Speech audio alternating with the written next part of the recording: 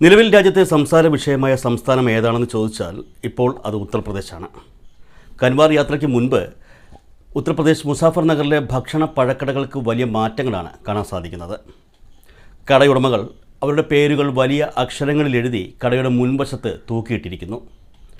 Kanwar root സ്ഥിതി ചെയ്യുന്ന എല്ലാ കടയുടമകളോടും അവരുടെ പേരുകളും ജീവനക്കാരുടെ പേരുകളും എഴുതി പ്രദർശിപ്പിക്കാൻ പോലീസ് നിർദ്ദേശിച്ചിരുന്നു.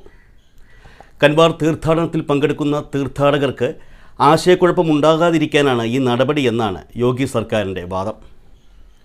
മുസാഫർ നഗറിലെത്തിയാൽ രാജ്യത്ത് ഒരു സ്ഥലത്തും കാണാൻ സാധിക്കാത്ത രീതിയിലുള്ള പല വിചിത്ര കാഴ്ചകളും നമുക്ക് കാണാൻ സാധിക്കും. പുറത്തുനിന്ന് നോക്കുമ്പോൾ നമ്മുടെ സ്വന്തം രാജ്യത്തെ മുഴുവൻ നാണക്കേടിൽ നിർത്തുന്ന കാഴ്ചകൾ.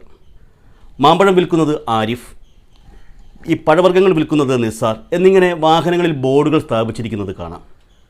കൻവാർ യാത്ര മുസാഫർ നഗറിൽ 240 കിലോമീറ്ററാണ് സഞ്ചരിക്കേണ്ടത്. അതുകൊണ്ട് തന്നെ ഈ തീർത്ഥയാത്രയിൽ ഈ ജില്ല വളരെ പ്രധാനമാണ്. യോഗി സർക്കാരിൻ്റെ ഈ തീരുമാനത്തിന് പിന്നാലെ മുസാഫർ നഗറിലെ സ്ഥാപനങ്ങളുടെ പേരുകൾ മാറ്റിയിട്ടുമുണ്ട്. എന്നാൽ ഇതിനിടയിലും ചില നല്ല വിവരങ്ങൾ പുറത്തു വരുന്നുണ്ട്. യോഗി സർക്കാരിൻ്റെ ഈ തീരുമാനം രാജ്യം മുഴുവൻ അംഗീകരിച്ചിരിക്കുകയാണോ എന്ന സംശയം എല്ലാവർക്കും ഉണ്ടാകും.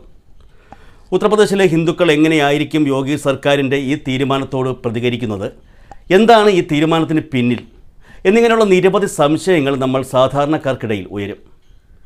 ഈ തീരുമാനത്തിന് പിന്നിൽ മറ്റൊന്നുമല്ല. കഴിഞ്ഞ ലോക്സഭാ തെരഞ്ഞെടുപ്പിൽ നാണംകെട്ട് നിൽക്കുന്ന BJPക്കും മുഖ്യമന്ത്രി യോഗിക്കും ചില ഗിമ്മിക്കുകൾ കാണിച്ചാൽ മാത്രമേ പറ്റുകയുള്ളൂ. കാരണം തങ്ങൾ എപ്പോഴും ആക്റ്റീവാണെന്ന് ജനങ്ങളെ ബോധ്യപ്പെടുത്തേണ്ടതുണ്ട്, പ്രത്യേകിച്ചും ഹിന്ദുക്കളെ. ഞങ്ങൾ നിങ്ങൾക്ക് വേണ്ടിയാണ് പ്രവർത്തിക്കുന്നതെന്ന് ഹിന്ദുക്കളെ ബോധിപ്പിച്ചാൽ മാത്രമേ ഇനി വരുന്ന നിയമസഭാ ഉപതെരഞ്ഞെടുപ്പുകളിൽ മാനം രക്ഷിക്കാൻ കഴിയൂ. അതിനുവേണ്ടിയുള്ള ചില അസാധാരണ പ്രവർത്തനങ്ങളാണ് ഇവയൊക്കെ. എന്നാൽ യോഗി സർക്കാരിൻ്റെ ഈ തീരുമാനത്തിനെതിരെ ഹിന്ദുക്കൾ പോലും രംഗത്തെത്തിയിരിക്കുകയാണ് എന്നുള്ളതാണ് യാഥാർത്ഥ്യം. അത്തരത്തിലുള്ള ചില വാർത്തകൾ തന്നെയാണ് ഇപ്പോൾ പുറത്തു വന്നുകൊണ്ടിരിക്കുന്നത്. ദേശീയ മാധ്യമമായ ന്യൂസ് 24ൻ്റെ ഒരു റിപ്പോർട്ടാണ് ഇപ്പോൾ പ്രത്യേക ശ്രദ്ധ നേടുന്നത്. ഇക്കഴിഞ്ഞ ശനിയാഴ്ച 24 ചാനൽ പ്രക്ഷേപണം ചെയ്ത കൻവാരി യാത്രയുടെ പ്രത്യേക റിപ്പോർട്ടാണത്.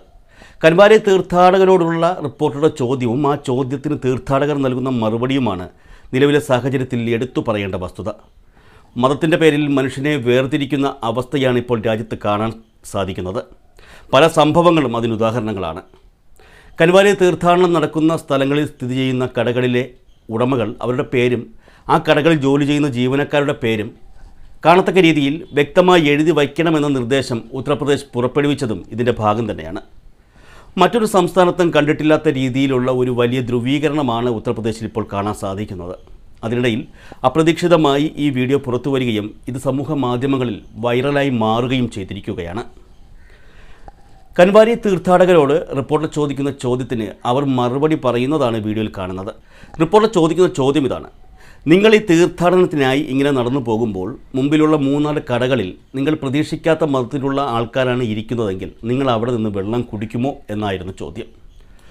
ഉത്തർപ്രദേശിൽ ഹോട്ടലുകൾക്കും പഴക്കടകൾക്കും മുന്നിൽ നെയിം ബോർഡുകൾ സ്ഥാപിക്കാൻ തീരുമാനമെടുത്ത ഉത്തർപ്രദേശ് സർക്കാരിനെ ഞെട്ടിപ്പിച്ചുകൊണ്ടുള്ള മറുപടിയാണ് തീർത്ഥാടകൻ പറയുന്നത്.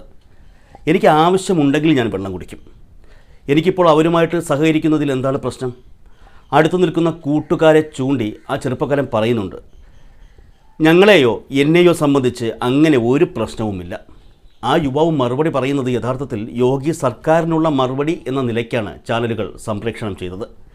മാത്രമല്ല, അതിനൊപ്പം അയാൾ മറ്റൊരു കാര്യം കൂടി പറയുന്നുണ്ട്.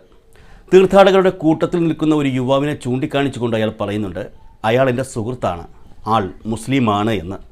സത്യം പറഞ്ഞാൽ റിപ്പോർട്ടറും ഒന്ന് ഞെട്ടുന്നത് ആ വീഡിയോയിൽ കാണാം.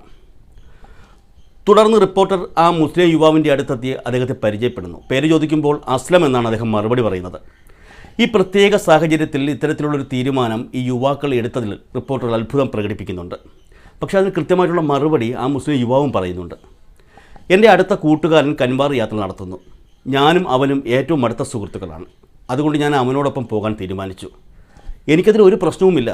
എൻ്റെ വീട്ടുകാർക്കും അങ്ങനെ ഒരു വിഷയവും ഇല്ല. ഇതുപോലെ എനിക്കെന്തെങ്കിലും യാത്രയുണ്ടെങ്കിൽ അവനും എനിക്കൊപ്പം വരും. ഞങ്ങൾ അങ്ങനെയാണ്. അതെ, കൃത്യമായിട്ടുള്ള മറുപടിയാണ് ആ യുവാവ് പറഞ്ഞത്. അതായത് ആരൊക്കെ മതത്തിൽ വിഷം കലക്കി മനുഷ്യരെ തമ്മിൽ പിരിക്കാൻ നോക്കിയാലും അതൊന്നും ഞങ്ങളെ ബാധിക്കുന്ന വിഷയമല്ല എന്ന് തീർത്തു പറഞ്ഞിരിക്കുകയാണ് ആ യുവാവ്. ഈ ഒത്തൊരുമ ഇന്ത്യക്കാർ കണ്ടു പഠിക്കണം എന്നാവശ്യപ്പെട്ടുകൊണ്ടാണ് റിപ്പോർട്ട് അവസാനിപ്പിക്കുന്നത്. സത്യം തന്നെയാണ്, കണ്ടു പഠിക്കേണ്ട കാര്യം തന്നെയാണ്, പ്രത്യേകിച്ചും ആ ഹിന്ദു യുവാവിൻ്റെ വാക്കുകൾ. ഞങ്ങൾ തീർത്ഥാടന യാത്ര ചെയ്യുന്നതിനിടയിൽ ദാഹിക്കുമ്പോൾ വെള്ളം കുടിക്കാൻ അത് തരുന്നവൻ്റെ ജാതിയോ മതമോ നോക്കേണ്ട ആവശ്യമില്ല എന്ന് ആ ഹിന്ദു യുവാവ് വ്യക്തമായി പറഞ്ഞിരിക്കുന്നു. എനിക്ക് ആവശ്യമുണ്ടെങ്കിൽ ഞാൻ വെള്ളം കുടിക്കും, അത് ആര് തരുന്നു എന്നില്ല. അത് തരുന്നവൻ ഹിന്ദുവോ മുസ്ലിമോ ക്രിസ്ത്യാനിയോ സിഖുകാരനോ ജൈനനോ ബുദ്ധനോ ആരോ ആകട്ടെ, ഞങ്ങളതൊന്നും നോക്കാറില്ല. അതായത് ആ യുവാവ് പറഞ്ഞതിനെ കുറച്ചുകൂടി ചുരുക്കി പറഞ്ഞാൽ അവർ നോക്കുന്നത് മതമോ ജാതിയോ ഒന്നുമല്ല, മനുഷ്യത്വം മാത്രമാണെന്ന് വ്യക്തം. ഇത്തരത്തിലുള്ള യുവജനങ്ങൾക്കിടയിലാണ് യോഗി സർക്കാർ മതവും പൊക്കിപ്പിടിച്ചുകൊണ്ട് വേലികെട്ടാൻ നോക്കുന്നത്. ഉത്തർപ്രദേശിലെ 10 മണ്ഡലങ്ങളിലേക്ക് നടക്കാൻ പോകുന്ന നിയമസഭാ ഉപതെരഞ്ഞെടുപ്പുകൾ യോഗി സർക്കാരിൻ്റെ മരണമണി ആയിരിക്കുമെന്നുള്ള കാര്യം ഏകദേശം ഉറപ്പായി കഴിഞ്ഞു. യോഗി സർക്കാരിലെ ഉപമുഖ്യമന്ത്രിമാർ അടക്കമുള്ള ക്യാബിനറ്റ് മന്ത്രിമാരെല്ലാം ഇപ്പോൾ മുഖ്യമന്ത്രിയായ യോഗിക്കെതിരാണ്.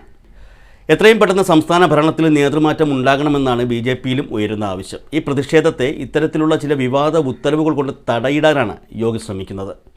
എന്നാൽ കാര്യങ്ങൾ ശരിയായ രീതിയിലല്ല പോകുന്നതെന്ന് യോഗിക്കും ഏകദേശം മനസ്സിലായി തുടങ്ങിയിരിക്കുന്നു.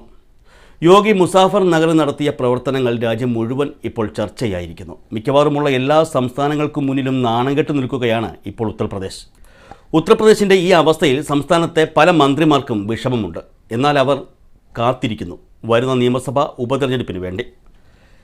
ഈ കാത്തിരിക്കുന്നവർക്ക് ഒരു കാര്യം ഉറപ്പാണ്, ആ ഉപതെരഞ്ഞെടുപ്പുകളിൽ BJP രക്ഷിക്കാൻ യോഗിക്ക് ഒരിക്കലും കഴിയില്ല എന്ന കാര്യം.